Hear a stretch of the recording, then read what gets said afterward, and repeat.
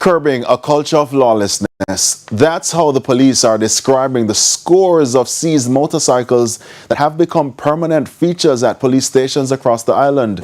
As we hear in this report, the stations may be running out of space, but the police say they're not losing patience. Jamaila Maitland explains. If you go to any police station in the country, chances are you'll see scores of seized motorcycles on the compound.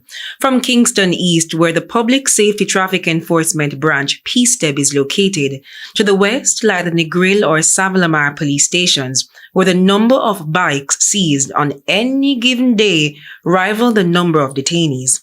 Head of PSTEB, Senior Superintendent Lloyd Darby, says the police have seized roughly 2,500 motorcycles as at the end of June, compared to the over 700 for the similar period last year. The parish of Westmoreland has the most motorcyclists, and it also has the most crashes from motorcycle and the most deaths. Other parishes include like St. Elizabeth, Hanover, Manchester. So these are the parishes with a lot of motorcycles, as I said, and a lot of problems associated with motorcyclists. At PSTEB, motorcycles pile on each other like a mountain of paperwork. But TVJ News has learned that this isn't the peak. Another area is being used to store confiscated bikes. SSP Darby says majority of them are unregistered and uninsured. The drivers unlicensed. A motorcycle that is properly licensed, insured, and has proper fitness, and the driver has a driver's license, is rare. It's rare. We want to change that. 300 summons were issued to motorcyclists as at the end of June for failing to have a license. He says the data shows that those 3 infractions have been a constant factor in road crashes. The National Road Safety Unit says 47 motorcyclists and 4 pillions died as at Friday, July 24. 3 of those pillions died.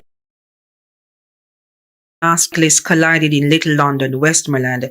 They both died. They were each carrying a pillion who died as well. Meanwhile, in Portland, 2 motorcyclists collided and died.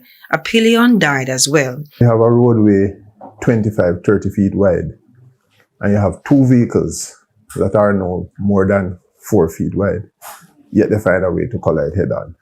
And we have had many instances of this. We have had motorcycles hitting into the rear of each other, overtaking each other and colliding. And it all is because of the recklessness and the lack of regard for the proper use of the road and to obey the rules of the road. SSP Darby says the police are striking a balance with enforcement and public education. They've launched a series of community meetings to engage motorcyclists about the dangers of reckless driving. Our research shows that the motorcycle crashes that happen, the percentage of vehicles that are licensed are low, like 4%. So we know that in seizing the motorcycles that are not in compliance with the Road Traffic Act, we are really attacking the crash problem. Right? So we do that in conjunction with educating persons as to wearing the helmet and wearing the proper helmet. Jamaila Maitland, TVJ News.